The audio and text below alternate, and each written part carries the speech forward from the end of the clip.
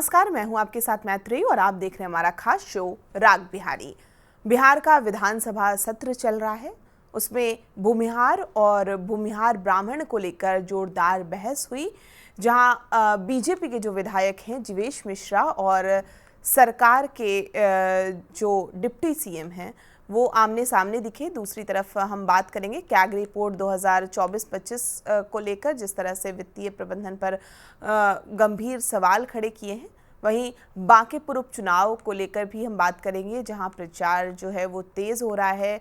BJP ने पवन सिंह और मनोज तिवारी जैसे स्टार प्रचारकों को मैदान में उतारा है, जबकि प्रशांत किशोर जो हैं वो डोर टू डोर कैंपेन में जुटे हुए हैं। इन तीनों जो बड़ी खबर है और तीनों मुद्दों पर हम आज पूरी बातचीत करेंगे। हमारे साथ हैं राजनीतिक विश्लेषक डॉक्टर संजय सर, बहुत बहुत स्वागत है आपका।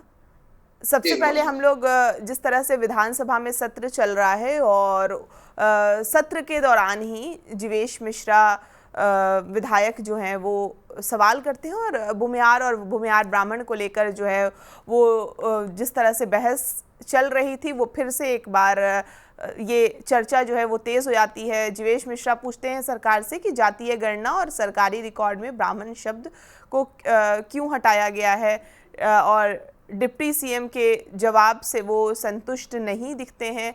इसी बीच जो है वो तरारी के जो विधायक हैं उन्होंने तंज कसते हुए कहा कि अगर भूमिहार समाज की हालत इतनी ख़राब है तो उन्हें एसटी में ही शामिल कर दीजिए। दरअसल 2023 की जातीय गणना में भूमिहार को अलग जाति के रूप में दर्ज किया गया, जबकि एक वर्ग भूमिहार ब्राह्मण बनाम बहाल करने की मांग कर रहा है। उधर जो मंत्री हैं विजय सिन्हा, उन्होंने पहले भी साफ कहा है कि जिस तरह से राजस्व रिकॉर्ड में भूमिहार ब्राह्मण दर्ज है वहाँ कोई बदलाव नहीं होगा। भूमिहार और भूमिहार ब्राह्मण की जो बहस है वो फिर से क्यों आखिर फिर से छिड़ गई है, और तरारी के जो विधायक हैं विशाल प्रशांत, उन्होंने भूमिहारों को एसटी में शामिल करने की जो मांग है वो क्यों की अचानक से उठ के विधानसभा में।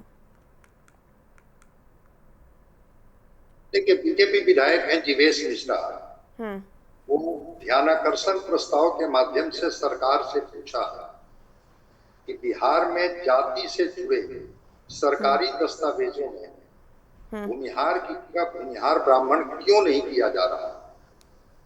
उन्होंने पुराने सरकारी रिकॉर्ड और दस्तावेजों का हवाला देते हुए कहा कि मार्च 1921 की जातिगत जनगणना, अभी तक तो कास्ट सेंसस 1921 में ही हुआ है, ठीक है, उसमें जितने भी सरकारी दस्तावेज हैं उसमें इस समुदाय के लिए भूमिहार ब्राह्मण शब्द का ही इस्तेमाल किया गया है। ऐतिहासिक दस्तावेजों में दर्ज नाम को सरकारी रिकॉर्ड में दर्ज करने में सरकार को क्या आपत्ति है। सरकार की ओर से जवाब देते हुए उप मुख्यमंत्री विजेंद्र प्रसाद यादव ने कहा कि बिहार में भूमिहार जाति को भूमिहार ब्राह्मण के रूप में दर्ज करने का कोई प्रावधान नहीं। उन्होंने साफ कहा कि सरकार की ओर से इस नाम को दस्तावेजों में बदलने का कोई प्रस्ताव या विचार नहीं। उप मुख्यमंत्री ने यह भी कहा कि अगर किसी सरकारी दस्तावेज में नियम के विपरीत भूमिहार ब्राह्मण दर्ज है तो उसे नियम के अनुसार संशोधित किया जाए। और इस जवाब को सुनते ही, विजेंद्र यादव के इस जवाब को सुनते ही जो भूमिहार विधायक थे जीवेश मिश्रा सहित विशाल प्रशांत ने तो प्रतिक्रिया ही व्यक्त की, सभी विधायकों ने तीखी आपत्ति जताई।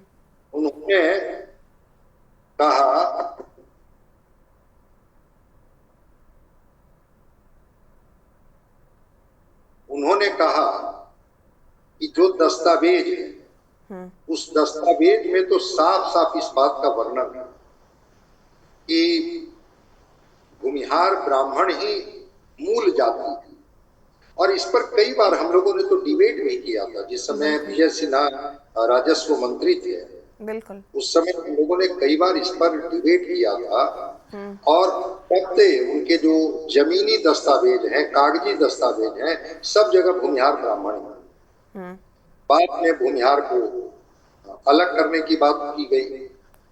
इसको लेकर के विशाल प्रसाद ने कहा कि जरा सामाजिक आर्थिक स्थिति भी तो सरकार को इसका आकलन करना चाहिए। अगर आपको लगता है कि इतना ही इस जाति से आपको नाराजगी है तो इसको शेड्यूल डाल दीजिए। वो एक व्यंग था कि क्यों इसको अगड़ी जाति में रखे हुए हैं, इसको डाल दीजिए, ट्राइबल समूह में डाल दीजिए। जब इसके दस्तावेज की प्रमाणिकता पर भी आपको भरोसा नहीं, क्योंकि 1931 के बाद कोई जातीय जनगणना नहीं हुआ है, जातीय जनगणना नहीं हुआ है, और 1931 के पहले जितने भी दस्तावेज हैं सब दस्तावेज में भूमिहार ब्राह्मण है। तो फिर सरकार इसको क्यों डिनाई कर रही है, क्यों इस तरह की बात कर रही है कि नहीं नहीं नहीं ये तो भूमिहार ब्राह्मण कैसे होगा, भूमिहार ही होगा। इसको लेकर के लोगों की आपत्ति थी कि आप ऐतिहासिक तथ्यों के साथ और दस्तावेज के साथ उसकी प्रमाणिकता के साथ तो आप छेड़छाड़ नहीं कर सकते हैं। जो मूल जाति है, वो मूल जाति जिसका वो दस्तावेज है, कई पीढ़ियों से जो भूमिहार ब्राह्मण उनके जो कागजात हैं या जो जमीन के खतियान हैं, उस खतियान में उनकी जाति भूमिहार ब्राह्मण लिखी हुई है। अब जैसे ही आप उसको भूमिहार लिखेंगे वो तो एक कंफ्यूजन क्रिएट हो ही जाएगा। तो जो दस्तावेज और दस्तावेज की प्रमाणिकता है उस पर तो सरकार को भरोसा करनी होगी। इसी को लेकर के विशाल प्रसाद ने तंज और व्यंग में कहा कि अगर आपको लगता है कि भूमिहार ब्राह्मण दस्तावेज के आधार पर हम नहीं कर सकते हैं तो फिर इसको शेड्यूल कास्ट में डाल दीजिए, शेड्यूल ट्राइब्स में डाल दीजिए, रह लेगा ये जाति, उसी ट्राइबल समूह में ही रह लेगा। मान लेंगे कि अब तो सरकार ही निर्णय लेगी ना, सरकार को दस्तावेज से कोई लेना देना नहीं है, इतिहास से कोई लेना देना नहीं है, प्रमाण से कोई लेना देना नहीं है। तो प्रमाण को आप मानेंगे नहीं, दस्तावेज को आप मानेंगे नहीं, तो फिर मानेंगे किसको?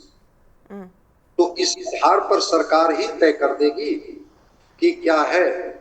मूलतः ये जाति तो ब्राह्मण जाति थी और अपभ्रंश होकर ये जाति को लोगों ने बाभन कहना शुरू किया। बाभन शब्द ब्राह्मण का ही अपभ्रंश है और कहीं कहीं इसे भूमिहार कहा जाता है, क्योंकि याचक ब्राह्मण थे, अयाचक ब्राह्मण थे। तो जो अयाचक ब्राह्मण थे जिन्होंने भिक्षा लेना बंद कर दिया था, वो खेती बाड़ी का काम शुरू कर दिए थे, भूमि का काम शुरू कर दिए थे, इसीलिए उनको कहा गया कि ये भूमिहार ब्राह्मण है। हथुआ जो स्टेट है, बेतिया स्टेट जो है, कई स्टेट ऐसे हैं जिनके दस्तावेज सरकार मंगवा के देख ले, उसमें उनकी जाति भूमिहार ब्राह्मण है कि नहीं है। वो सारे दस्तावेज जब निकालेंगे तो उसमें भूमिहार ब्राह्मण मिल जाएंगे। इसी को लेकर के आज जब ध्यानाकर्षण प्रस्ताव में जीवेश मिश्रा ने इस सवाल को उठाया कि आखिर सरकार दस्तावेज में इस जाति को भूमिहार ब्राह्मण क्यों नहीं मान रही, क्या सरकार को क्या कठिनाई है। अगर हम प्रमाण दे रहे हैं कि मैं इस जाति का हूं और इस जाति के होने का ये मेरा प्रमाण है, तो फिर आपको बाइफरकेट करने का कहां से अधिकार आ गया। और ऐसा कुछ नहीं है कि सरकार ही सब कुछ तय करती है, जुडिशियरी भी तो तय करती है। तो फिर तो आदमी कोर्ट में जाएगा, सुप्रीम कोर्ट में जाएगा, जहां भी जाएगा। जो विवाद का कारण था वही था जीवेश मिश्रा के ध्यानाकर्षण प्रस्ताव पर जो विजेंद्र प्रसाद यादव का जवाब था, और उस पर गुस्से में, आक्रोश में, व्यंग में विशाल प्रसाद जो तरारी के विधायक उन्होंने कहा कि अगर आपको लगता है कि ये मूल जाति के दस्तावेज को भी आप नहीं मानेंगे तो फिर तो आप इसको क्यों नहीं ट्राइबल क्यों नहीं बना देते हैं कि ये जाति ही यहाँ नहीं थी, ये कहीं से माइग्रेट करके आ गया। जैसे ट्राइबल समूह झारखंड में रहता है, बिहार में भी ये जाति जो है वो ट्राइबल समुदाय की जाति है। यही बहस का विषय।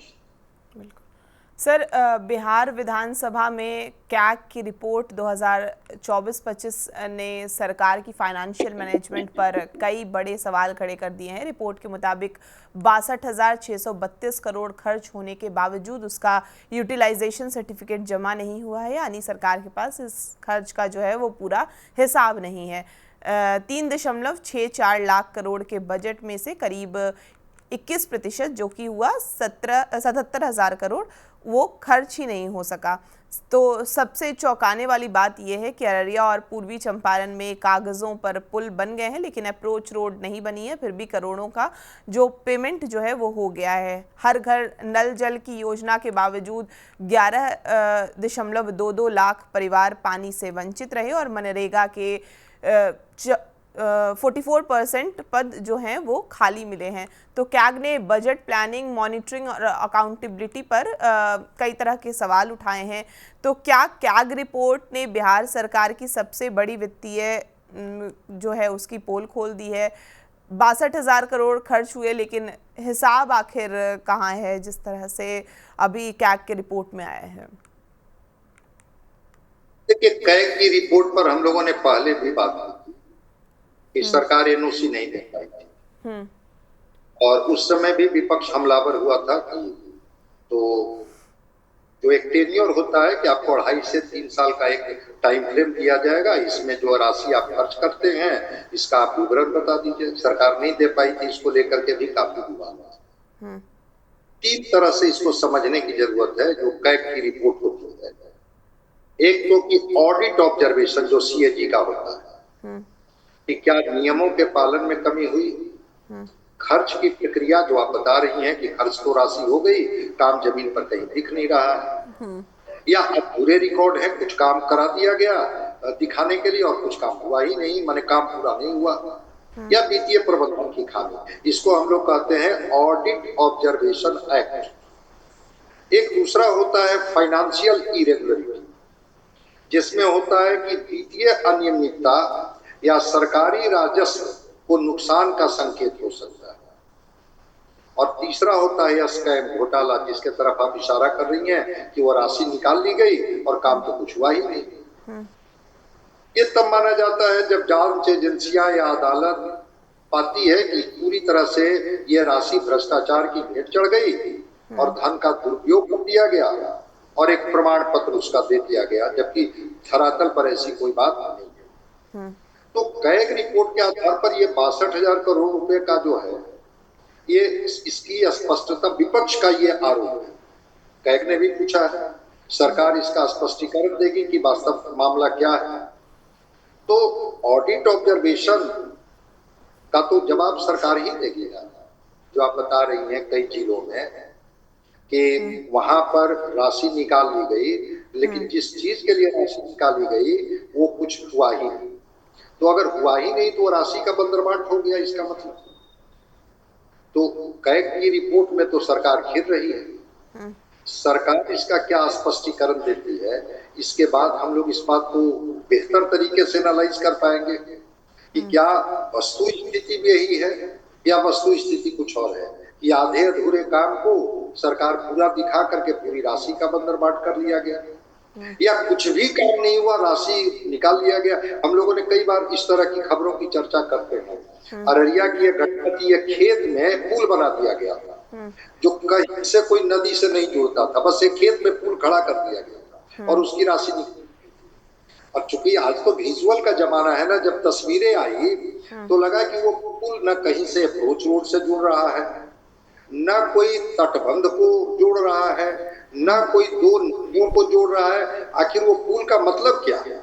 और काफी सरकार का माने किरकिरी हुई, सरकार काफी उस मामले में जाकर के घिरी और बाद में फिर विभागीय कार्रवाई का आश्वासन देकर के सरकार फिर किनारे हो गई। देखते हैं कि ये 62,000 करोड़ रुपए की जो राशि, चूंकि होता क्या है कि जो राशि निर्गत होती है सरकार से, तो जो उसके भी एजुकेटिव इंजीनियर होते हैं, विभागीय चीफ इंजीनियर होते हैं, वो जाकर के साइट इंस्पेक्शन करते हैं, तब जाकर के पूरी राशि वो देते हैं। वो कुछ सर्टेन परसेंटेज राशि रख ली जाती है और उसी वक्त सर्टिफिकेट इशू करता है। तो अब ऐसा भी हुआ कि कोई काम नहीं हुआ, उनको राशि भी निर्गत कर दी गई, सर्टिफिकेट भी इशू कर दिया गया और सीएजी के पास उसके कोई प्रमाण नहीं है। तो जरा सरकार की सफाई आने दीजिए, तब फिर हम लोग इस पर विस्तार से और बेहतर तरीके से बता पाएंगे कि क्या ये 62,000 करोड़ रुपया की राशि आपस में ही बांट करके काम दिखा दी गई, या कुछ काम हुआ भी, कुछ काम बाकी रहा, या काम अधूरा है, राशि अभी उनको निर्गत नहीं किया गया है, सर्टिफिकेट इशू नहीं किया गया है। जो भी उसके कॉन्ट्रैक्टर होंगे या जो संबंधित इंजीनियर होंगे वो भी आधे अधूरे काम को लेकर के कुछ समय लिए हैं। पूरी बात क्या है कि सरकार के खजाने से जब पैसा निकल जाता है तो आपको सीएजी को तो रिपोर्ट देना पड़ेगा। काम का सर्टिफिकेशन तो आपको प्रोवाइड करना होगा कि हाँ ये राशि निकली और इसके एवज में ये काम। तो अगर सीए जी ने सो पूछा है, जरा और स्पष्टता से चीजों को आ जाने दीजिए तो और हम लोग इस पर बेहतर बात कर पाएंगे। बिल्कुल सर, बांकेपुर बाई इलेक्शन अब पूरी तरह से हाई वोल्टेज चुनाव बन चुका है। वोटिंग से पहले जिस तरह से बीजेपी ने अपने स्टार कैंपेनर्स को मैदान में उतारे हैं, आज पवन सिंह जिस तरह से 3 और मनोज तिवारी 2 बड़ी सभाएं करेंगे ताकि एनडीए प्रत्याशी नीरज कुमार के पक्ष में माहौल बनाया जा सके। दूसरी तरफ प्रशांत किशोर बड़े मंचों की बजाय चाय बैठक और मोहल्ला मीटिंग के जरिए डोर टू डोर कैंपेन कर रहे हैं। और पिछले 3 दशकों से बांकेपुर जिस तरह से बीजेपी का गढ़ रहा है, लेकिन प्रशांत किशोर की एंट्री हुई है और जिस तरह से शुरुआत में ये चर्चा हो रही थी कि मुश्किल रहने वाला है, उसके बाद कई अलग अलग एंगल से चर्चा हुई कि प्रशांत किशोर उस भूमिका में आ गए हैं कि वो टक्कर दे सकें बीजेपी के किसी भी प्रत्याशी को। तो क्या स्टार प्रचारकों की एंट्री से बीजेपी को बड़ा फायदा मिलेगा या प्रशांत किशोर का जो डोर टू डोर कैंपेन है वो गेम बदल सकता है? देखिए दोनों के दो मॉडल हैं, बीजेपी का मॉडल है, प्रशांत कुमार किशोर का मॉडल है। बीजेपी के मॉडल में पवन सिंह और मनोज तिवारी जैसे लोकप्रिय चेहरे जो भावनात्मक जुड़ाव की बात करेंगे, कार्यकर्ताओं का मनोबल अपने गीत संगीत के माध्यम से बढ़ाने का प्रयास करेंगे, सांगठनिक भार की बात करेंगे और बीजेपी इसके माध्यम से मैसेज देने की कोशिश कर रही है कि हमको स्टार प्रचारकों को भी उतारना पड़ रहा है लेकिन किसी भी कीमत पर हमें ये सीट नहीं मिलाना।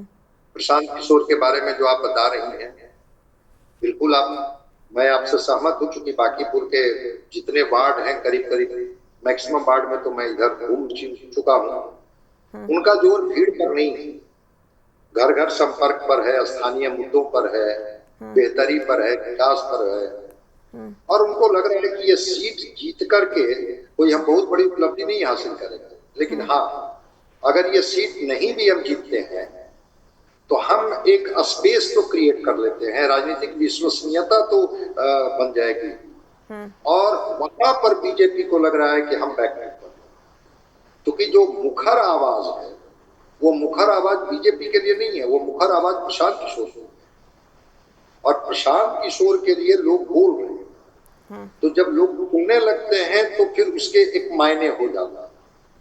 तो यहाँ पर बीजेपी ये सीट बचाने की लड़ाई लड़ रही है कि किसी भी कीमत पर नितिन नवीन जो हमारे राष्ट्रीय अध्यक्ष हैं इस सीट को नहीं लूज करे। 3 बाई इलेक्शन हो रहे हैं 3 सीटों पर। मध्य प्रदेश में दतिया का एक इलेक्शन है, एक गुजरात का है बाई इलेक्शन और एक बिहार का बांकीपुर है। राष्ट्रीय अध्यक्ष बीजेपी के तो बांकीपुर से ही लड़ रहे हैं।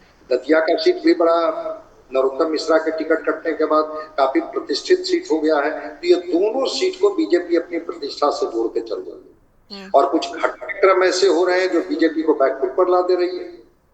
अब अभी जो कांग्रेस और बीजेपी में जो भिड़ंत हो गई पटना में, लाठियां जिस तरह से चल रही थी, इससे भी लोगों का गुस्सा आक्रोश है। नीट परीक्षा को लेकर के जो जंतर मंतर से लेके या पटना की सड़कों पर जो चल रहा है, इससे भी युवाओं में आक्रोश है। बीजेपी हर आक्रोश को डाइल्यूट करना चाहता है। आज मैंने देखा इनके बड़े वरिष्ठ नेता हैं रविशंकर प्रसाद और कह रहे हैं कि एक एक व्यक्ति कम से कम 10 मतदाता से मिले। अब इस लेवल पर बीजेपी काम कर रहा है कि 10 मतदाता पर एक व्यक्ति को जिम्मेवारी दी जा रही है। तो बीजेपी तो प्रतिष्ठा की लड़ाई लड़ ही रही है ना, और प्रशांत किशोर राजनीतिक स्वीकारिता की लड़ाई लड़ रहे हैं। प्रतिष्ठा भर से स्वीकारिता की लड़ाई हो गई है कि देखिए पीपुल में मेरा एक्सेप्टेंस है, लोग हमारे चीजों को पसंद कर रहे हैं। चुनाव जीत जाएंगे हार जाएंगे, उससे ज्यादा लोगों के बीच में प्रशांत किशोर के लिए स्पेस है, इसकी बात कर रहे हैं। और महागठबंधन इस लड़ाई में कहीं दिख नहीं रहा है। रेखा गुप्ता अगर लड़ाई में गंभीर होती, काफी सक्रिय होती तो तेजस्वी जी पटना होते, बांकीपुर में होते।